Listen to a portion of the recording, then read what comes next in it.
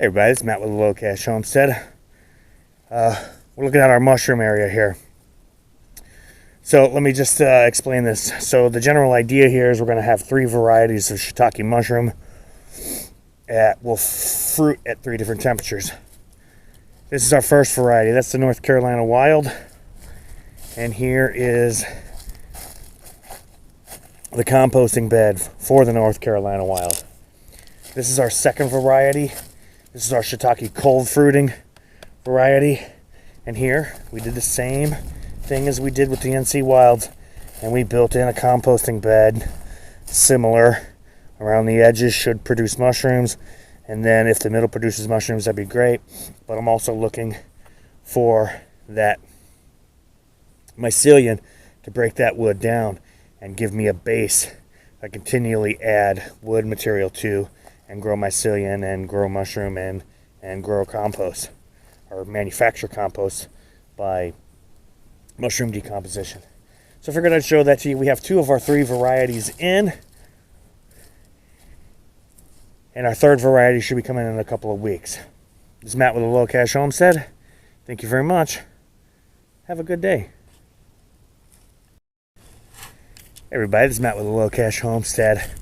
We're going to take down a couple of trees today. This one is a small tree. It needs to come down anyway. I get a lot of deadfall on this. So if you were to look at this tree, you could see there's just a lot of deadfall. And that's basically because we have this giant tree here, that giant tree there, that giant tree there, and that giant tree there.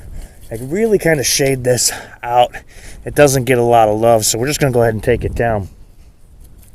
Another one that we're going to take down is the small section of this one. We're gonna cut that off at a little bit of an angle so that it can pop back. But you can see if you look up this tree too, you can see that there's a lot of deadfall in here. This tree is not getting a lot of love from the sun, and also because it has a big tree there, and there's a big tree there, and a tree there, and a tree there. And so we're just gonna go ahead and take those down, and I think it'll be better for the health of the larger trees. We'll go ahead and take those out.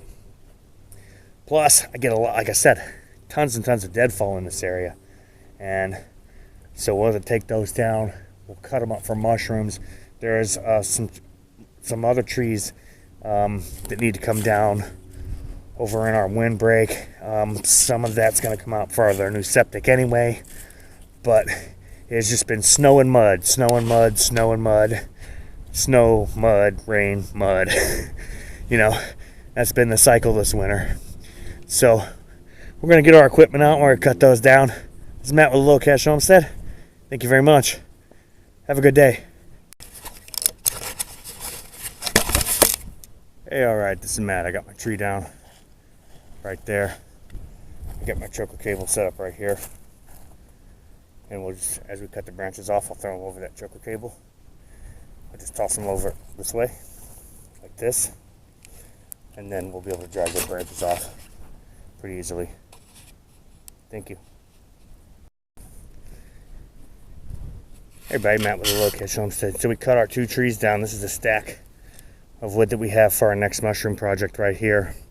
And then we have a bunch of brush piles.